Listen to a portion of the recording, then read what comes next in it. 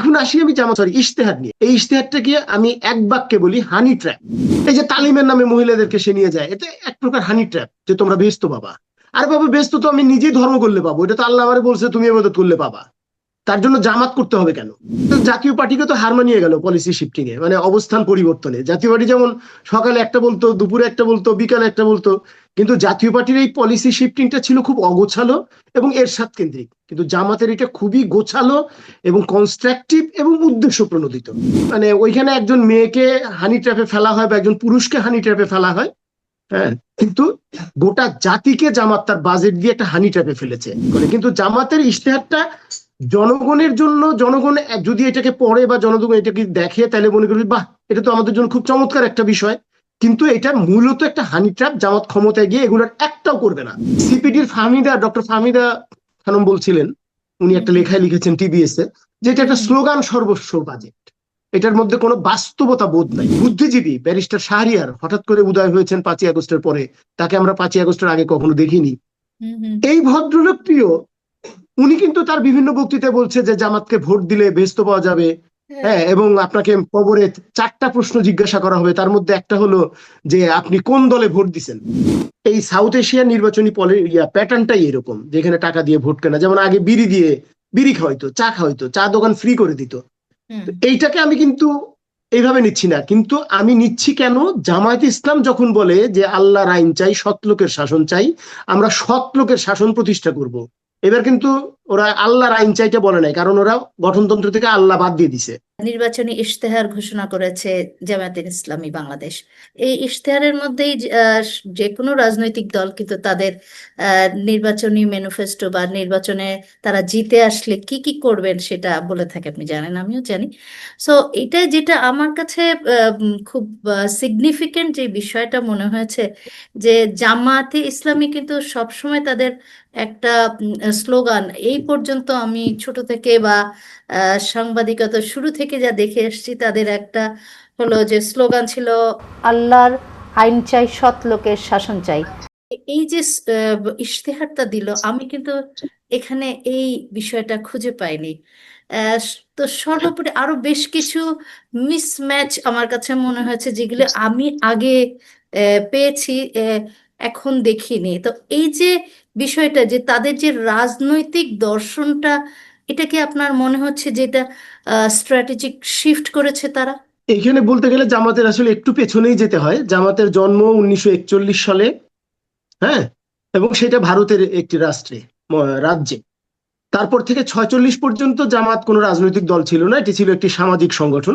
46-এ জামাত রাজনৈতিকভাবে আবির্ভূত হয় এবং ব্রিটিশ সরকারকে সহযোগিতার মধ্য দিয়ে। তারা সেই সময় ভারত, মানে ভারতবর্ষের স্বাধীনতার বিরোধিতা করার মধ্য দিয়েই তাদের রাজনৈতিক আত্মপ্রকাশটা ঘটে। এই যে পলিসি শিফটিং, আমি কিন্তু এই জায়গাটায় আসছি, জামাতের যে পলিসি শিফটিং, তারা 41-এ জন্ম, 46-এ পলিসি শিফটিং। 46-এ তারা রাজনীতিতে আসলো এবং ভারতের স্বাধীনতার বিরোধিতা করলো। আবার আমরা দেখি পাকিস্তানে তখন তারা, মানে দুইটা ভাগে ভাগে গেল, যেটা হচ্ছে জামাত ইসলামী হিন্দ এবং জামাত ইসলাম পাকিস্তান। এরা পাকিস্তানে তাদের রাজনীতি শুরু করলেন। 71-এর স্বাধীনতা যুদ্ধের সময় তারা কিন্তু আবার পাকিস্তানের অখণ্ডতার নামে, যদিও এখন তারা বলে যে ভারতীয় আগ্রাসন বিরোধিতার নামে আমরা এটা করেছিলাম, কিন্তু মোটেও তা না। ওই 71-এর আমরা যদি সংবাদপত্রগুলো, এমনকি তাদেরই মুখপত্র দৈনিক সংগ্রামও দেখি, সেখানেও কিন্তু তাদের এই ব্যাপারটা আছে যে তারা পাকিস্তানের অখণ্ডতা রক্ষার জন্য বাংলাদেশের স্বাধীনতা যুদ্ধের বিরোধিতা করেছিল। এবং সেখানে কি হয়েছে এগুলো আমাদের দেশের মানুষ জানেন এবং নতুন প্রজন্মও জানেন, মিডিয়া, বিভিন্ন ধরনের পত্রপত্রিকার কল্যাণে। এখন সেই জায়গায় আমি যাচ্ছি না, আমাদের মূল ফোকাসটা হচ্ছে তাদের এই যে বাজেটে এই পলিসি শিফটিংটা কেন হলো, যেটাকে তুমি বলছো যে মিসম্যাচিং। আমি কিন্তু এটাকে মিসম্যাচিং বলতে রাজি না, কারণ হচ্ছে যে জামাত খুব কৌশলে সুপরিকল্পিতভাবে এই পলিসি শিফটিংটা করেছে। একটু পেছনে যেতে হয়, জামাত তার গঠনতন্ত্রে বাংলাদেশের গণতান্ত্রিক পথ পদ্ধতিতে রাজনীতি করার কথা ঘোষণা করেছে। এটা সম্ভবত মাস 3-4 আগে বা 4-5 মাস আগে তাদের গঠনতন্ত্রে চেঞ্জ এনেছে। তারা তারা আর ইসলামী শাসন ব্যবস্থার মধ্যে দিয়ে রাষ্ট্র ক্ষমতায় গেলে রাষ্ট্র চালাবে না, তারা গণতান্ত্রিক পথ পদ্ধতিতে রাজনীতি করবে, গণতান্ত্রিক পথ পদ্ধতিতে তারা রাষ্ট্র ক্ষমতায় আসবে বা রাষ্ট্র ক্ষমতায় চালাবে। এখন এই যে পলিসি শিফটিং এর বিষয়টা, এটা খুব আশ্চর্য না? যেমন আরেকদিন আমার সাথে একজন কথা বলছিলেন, এক সাংবাদিক বন্ধুই, সে বলছে যে জাতীয় পার্টিকে তো হার মানিয়ে গেল পলিসি শিফটিং এ, মানে অবস্থান পরিবর্তনে। জাতীয় পার্টি যেমন সকালে একটা বলতো, দুপুরে একটা বলতো, বিকালে একটা বলতো, কিন্তু জাতীয় পার্টির এই পলিসি শিফটিংটা ছিল খুব অগোছালো এবং এরশাদ কেন্দ্রিক, কিন্তু জামাতের এটা খুবই গোছালো এবং কনস্ট্রাকটিভ এবং উদ্দেশ্য প্রণোদিত। এখন আসি আমি জামাত, সরি, ইশতেহার নিয়ে। এই ইশতেহারটাকে আমি এক বাক্যে বলি হানি ট্র্যাপ। যদিও হানি ট্র্যাপ শব্দটি বাংলাদেশে আমরা পরিচিত হয়েছি একটু নেগেটিভ অর্থে, কিন্তু এটা একটা, মানে ওইখানে একজন মেয়েকে হানি ট্র্যাপে ফেলা হয় বা একজন পুরুষকে হানি ট্র্যাপে ফেলা হয়, হ্যাঁ, কিন্তু গোটা জাতিকে জামাত তার বাজেট দিয়ে একটা হানি ট্র্যাপে ফেলেছে। আমি জামাতের একজন ইশতেহার নিয়ে, গোটা সমর্থিত ইশতেহারে। বলি, গোটা ইশতেহারে। হ্যাঁ। কারণ গোটা ইশতেহারটা এতটাই লোভনীয়। দুপুরবেলা আমার সাথে একজনের কথা হচ্ছিল, সে বলতেছিল যে এটা খুব লুক্রেটিভ, উনি জামাত সমর্থিত, হ্যাঁ, উনি বলতেছে এটা খুব লুক্রেটিভ। তখন আমি তাকে বললাম যে এটা শুধু লুক্রেটিভ না, আমার কাছে অনেক ক্ষেত্রে মনে হয়েছে যে এটা ব্রিটেনের লেবার পার্টি যে ইশতেহার দেয় তার চাইতেও মানে লোভনীয়, তার চেয়ে। কিন্তু ব্রিটেনের লেবার পার্টির ইশতেহার আর জামাতের ইশতেহারের মধ্যে একটা বেসিক ডিফারেন্স আছে। সেটা হচ্ছে যে ব্রিটেনের লেবার পার্টি যে প্রস্তাবনাগুলো দেয় মানুষের সামনে, যে প্রতিশ্রুতিগুলো দেয়, সেটা অনেকটা প্র্যাগমেটিক। তারা বাস্তবায়ন কিভাবে করবে, তার অর্থের সংস্থান কিভাবে আসবে, তার স্টেট মেকানিজম এফোর্ড করে কিনা, এই বিষয়গুলো কিন্তু একটা ইশতেহার বাস্তবায়নের অন্যতম শর্ত। যে ইশতেহারটি বাস্তবায়ন করার জন্য যে স্টেট মেকানিজম আছে এইটা সমর্থন করে কিনা, তারপরে এইটার আর্থিক জায়গা যোগানটা কোত্থেকে আসবে, এইটার পেছনের যে রাজনৈতিক দল আসে সেই রাজনৈতিক দলের মানে সাংগঠনিক ক্ষমতা কতটুকু বা সাংগঠনিক ক্ষমতা কতটা গোছালো, হ্যাঁ, এই বিষয়গুলো কিন্তু একটা ইশতেহার বাস্তবায়নের ক্ষেত্রে কাজ করে। কিন্তু জামাতের ইশতেহারটা জনগণের জন্য, জনগণ যদি এটাকে পড়ে বা জনগণ এটাকে দেখে তাহলে মনে করবে বাহ, এটা তো আমাদের জন্য খুব চমৎকার একটা বিষয়। কিন্তু এটা মূলত একটা হানি ট্র্যাপ। জামাত ক্ষমতায় গিয়ে এগুলোর একটাও করবে না। প্রথমত করবে না সে তার রাজনৈতিক আদর্শগত কারণে, দ্বিতীয়ত করবে না আমার বাংলাদেশের এখন যে স্টেট মেকানিজম আছে, এই স্টেট মেকানিজম এটাকে এফোর্ড করে না তারা যেটা দিয়েছে। আমি আপনার কাছেই আসতেছিলাম যে 2040 সাল হ্যাঁ, নাগাদ তারা বাংলাদেশে $2 ট্রিলিয়ন ইকোনমি হবে বলছে। এখন হচ্ছে হ্যাঁ, 2026, মানে 14 বছরে তাদের 14 বছর। প্রতিশ্রুত গ্রোথ রেট তারা বলেছে 7%। এখন সেভেন। মানে এখন আমি আসি, এখন আমি আইএমএফ এর এখানে আমি আসি একটু। ছোট্ট হিসাবটা দেখ, হ্যাঁ, আইএমএফ গত বছরে আমি যে সেটাই বলতে চাচ্ছিলাম, আইএমএফ জিডিপি। টাই বলতে চাচ্ছিলাম। আচ্ছা, জি জি, বলেন, হ্যাঁ বলেন আপনি।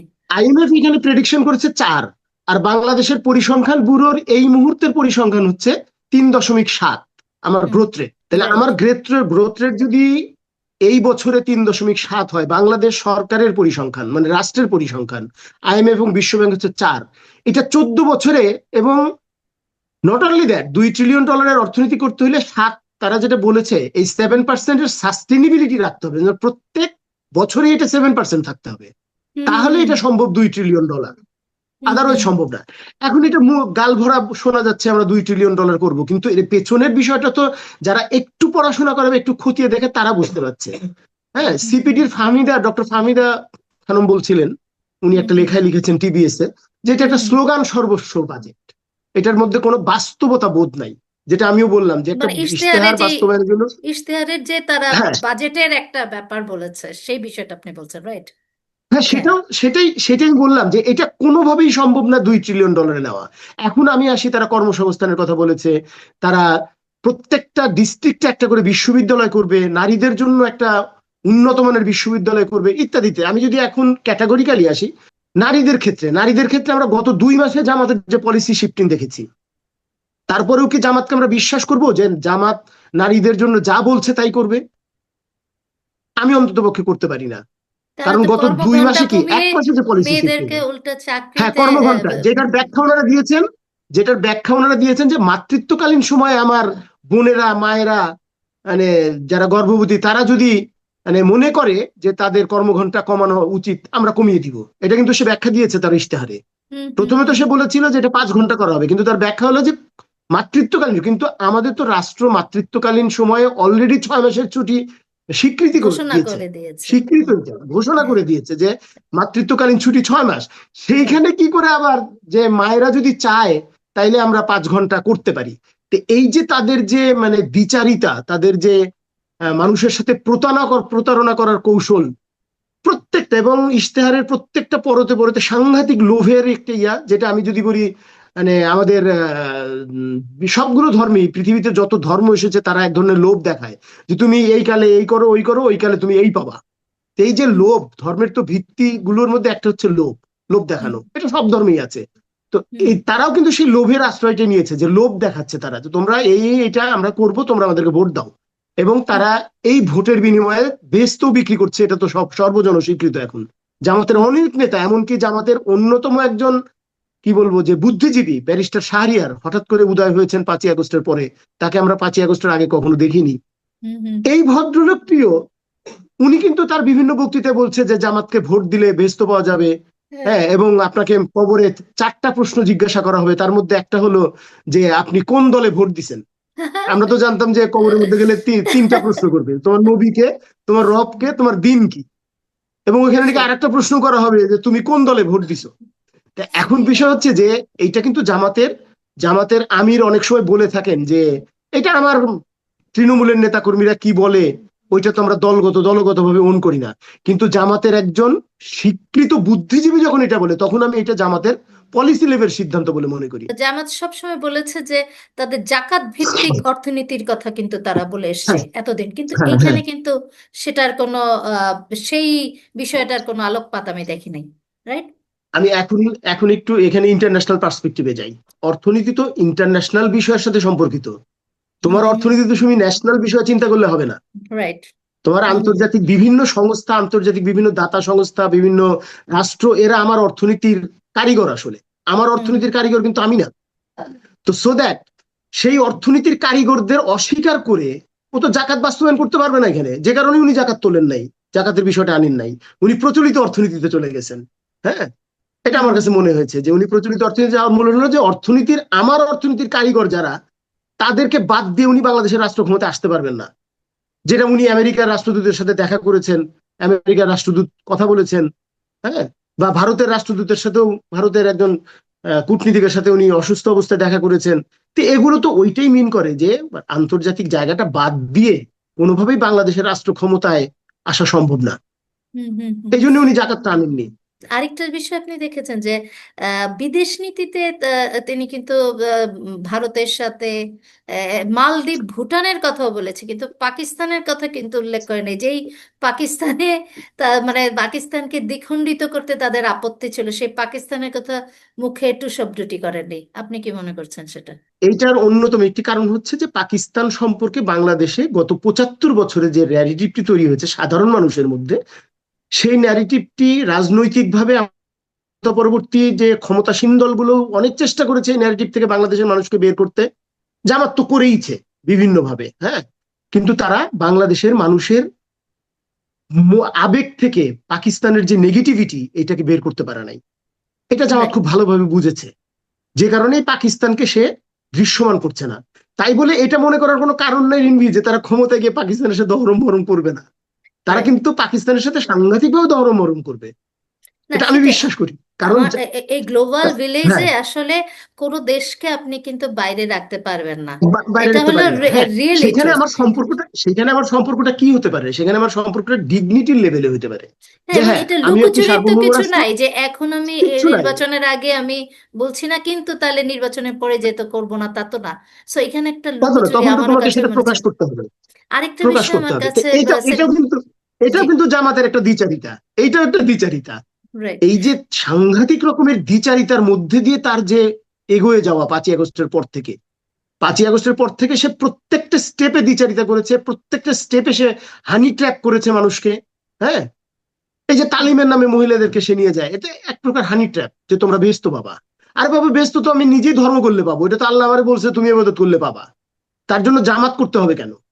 হ্যাঁ, এই আরেকটা বিষয় জায়গাগুলোকে পরিষ্কার আরেক করা দরকার। আরেকটা বিষয় আমি যেটা হলো যে তারা কিন্তু বলেছে যে দুর্নীতি মানে জিরো টলারেন্স, হ্যাঁ, এবং হ্যাঁ, দুর্নীতি হ্যাঁ। রোধই তাদের মেইন নিয়ে থাকবে, এটা বলেছে, রাইট? হুম, হুম। এখন আমি মানে সম্প্রতি আমি সারা বাংলাদেশে ঘুরেছি এই রিপোর্টিং এর কাজে, ইলেকশন রিপোর্টিং ট্রেনিং এর কাজে আমি ঘুরেছি। সো ওখানে যে আমি যেটা শুনতে পেয়েছি যে সবার থেকে মানে বিকাশের নাম্বার নিচ্ছে এবং বিকাশেও টাকা পাঠাচ্ছে, এরকমও আমি মানুষ পেয়েছি। যে সো এই হুম। যে দুর্নীতি করবে না তারা বলছে, কিন্তু তারা যাওয়ার আগেই, ক্ষমতায় যাওয়ার আগেই ভোট কেনা বেচা কিন্তু তারা শুরু অলরেডি করে দিয়েছে। অলরেডি বিকাশ কিন্তু আপনি জানেন যে 8 ফেব্রুয়ারি থেকে একেবারে 13 ফেব্রুয়ারি পর্যন্ত হ্যাঁ, বন্ধ। একেবারে বন্ধ থাকবে বিকাশ, লেনদেন। নগদ এবং সকল প্রকার সব ডিজিটাল লেনদেন বন্ধ থাকবে রাইট, আমাদের। হ্যাঁ হ্যাঁ। সো এই যে ব্যাপারটা, এটাকে আপনি কিভাবে দেখছেন? ভোটের রাজনীতিতে টাকা দেওয়া, টাকা দিয়ে ভোট কেনা, এই বিষয়টা খুবই নর্মাল, এটা খুবই সাধারণ বিষয়। শুধু ভারত, বাংলাদেশ না, এই সাউথ এশিয়ার নির্বাচনী প্যাটার্নটাই এরকম, যেখানে টাকা দিয়ে ভোট কেনা। যেমন আগে বিড়ি খাওয়াইতো, চা খাওয়াইতো, চা দোকান ফ্রি করে দিত। হুম তো এইটাকে আমি কিন্তু এইভাবে নিচ্ছি না, কিন্তু আমি নিচ্ছি কেন, জামায়াত ইসলাম যখন বলে যে আল্লাহর আইন চাই, সৎ লোকের শাসন চাই, আমরা সৎ লোকের শাসন প্রতিষ্ঠা করব, এবার কিন্তু ওরা আল্লাহর আইন চাইটা বলে নাই, কারণ ওরা গঠনতন্ত্র থেকে আল্লাহ বাদ দিয়ে দিছে। এটা তুমি হয়তো জানো, যে তাদের হুম যে প্রতীক, নতুন প্রতীক, দলীয় যে প্রতীকটা গত হুম হুম 5-6 মাস আগে তারা নতুন করে রিলঞ্চ করেছে, যেটা সেখানে আল্লাহটা নাই, আল্লাহটা বাদ দিয়ে দেওয়া হয়েছে। হুম হ্যাঁ, হুম হুম তো হুম সেইখানে যেখানে তারা আল্লাহকে তাদের প্রতীক থেকে বাদ দিয়ে দিছে এবং গঠনতন্ত্রে তাদের ওই জায়গাটা নাই, সো দ্যাট তারা আল্লাহর আইন চাইবে না, এটাই স্বাভাবিক, এবং তারা মোর ডেমোক্রেটিক পথে তারা ক্ষমতা দখল করবে, এটা তারা বলে। তো হুম সেই জায়গায় টাকা দিয়ে ভোট কিনছে, এই জায়গায় আমি তাদের এই দলের ক্ষেত্রে অনৈতিকতা দেখি না, কারণ এই দলের সাথে এখন অন্যান্য বুর্জোয়া দলের কোনো ডিফারেন্স নাই। এটা হুম। একটা বাংলাদেশেও একটা দুর্বৃত্ত ধনীদের দল আসলে। না, তো কিন্তু আমরা ধনীদের ধরেন, দুর্বৃত্ত আমরা দল আওয়ামী কি? লীগ বলেন, বিএনপি বলেন, জাতীয় পার্টি হ্যাঁ, বলেন, এদেরকে আমরা বলতে পারি যে এরা ভোট কেনে, এটা ভোট কেনে। কেনা বেচা কিন্তু করে। এখন এখন তাদের জামাত জামাতের কাছে এখন কি জামাত আসলে আশা করি? হ্যাঁ, হ্যাঁ, এটাই হচ্ছে মুশকিলটা। এখন জামাত তাকে নিজেকে যেভাবে আদর্শিক ভাবে এবং ক্ষমতায় যাওয়ার জন্য নিজেকে যেভাবে রিবিল্ড করেছে, রিফর্ম করেছে, রিফর্ম শব্দটা আবার চলে আসলো আসলে, সর্বক্ষেত্রে রিফর্ম হয়েছে, কেন জামাত নিজেকে রিফর্ম করবে না, যুগের সাথে তাল মেলাবে না? জামাত এখন বাংলাদেশের দুর্বৃত্ত ধনীদের প্রতিনিধিত্বকারী একটি অগ্রসর মানদল, কারণ এখানে আওয়ামী লীগ নাই। হ্যাঁ, হুম আওয়ামী লীগ ছিল সবচেয়ে অগ্রসরমান, নাই সে। তারপরে বিএনপি দুর্বৃত্ত ধনীদের সমর্থক একটি দল, তারপরে জাতীয় পার্টি একটি। তো সেখানে জামাত 5ই আগস্টের পরে এই দেশের হাসিনা সরকার চলে গেছে, 300 জন এমপি নিয়ে পালিয়েছে, কিন্তু এই দেশের দুর্বৃত্ত ধনী যারা যারা কর্পোরেট, তারা কি এই দেশ থেকে চলে গেছে? এই দেশের রাষ্ট্রের সিস্টেম থেকে তারা কি বাইরে চলে গেছে? তারা কিন্তু আছে। এখন আমি যখন দেখি যে একে আজাদ আমাদের বাংলাদেশের শিল্পপতিদের মধ্যে অন্যতম একজন, একে আজাদ হামিম গ্রুপের মালিক, উনি যখন জামাতের আমিরকে উদ্দেশ্য করে বলেন তাদের সমাবেশে, তাদের বৈঠকে, যে আপনারা হয় বিরোধী দলে আসছেন, না হয় ক্ষমতায় আসছেন, দুইটার একটা তো হবেই, এই যে নিশ্চিত করে বলা, তার মানে হুম জামাত এখন বাংলাদেশের দুর্বৃত্ত ধনীদের সবচেয়ে কাছের এবং গ্রহণযোগ্য একটি দল। সো দ্যাট সেই দল ভোটের জন্য ভোট কিনবে টাকা দিয়ে, আশ্চর্য আর কিচ্ছু নাই, এখানে কোনো নৈতিকতা নাই। এবং জামাত, সবশেষে আমি বলি, জামাত কোনো ধর্মভিত্তিক কোনো ইসলামী দল না। জামাত জামাত মোটেও কোনো ইসলামী দল নয়। বাংলাদেশের রাজনীতিতে জামাত, মানে আমি যদি বলি, গত 16 বছর ধর্মের রাজনৈতিক ব্যবহার সবচেয়ে বেশি করেছে শেখ হাসিনা এবং তার দল। আর 5ই আগস্টের পর থেকে ধর্মের সবচেয়ে নোংরা এবং মানে সৎ ব্যবহার করছে জামাত। জি, জামাতের এই পুরো ইয়েতে তারা অনেক কথা বলেছেন, অনেক কিছু করবেন, জনগণকে দুধে ভাতে নিয়ে যাবেন, কিন্তু এই জিনিসগুলো কিভাবে ইমপ্লিমেন্টেড হবে রাইট। তার নীতিগত কোনো নির্দেশনা নাই। একটা বাজেটের একটা ইশতেহারের নীতিগত নির্দেশনা থাকে যে আমার পলিসি কি হবে, what should be the policy, তার হুম। কিন্তু লেশ মাত্র নাই এখানে। আবারও বলছি, জামাতের এই ইশতেহার জনগণের কাছে একটি হানি ট্র্যাপ। ধন্যবাদ ধন্যবাদ। সবাইকে। ধন্যবাদ আপনাকে, ভালো থাকবেন, সুস্থ থাকবেন, আল্লাহ হাফেজ।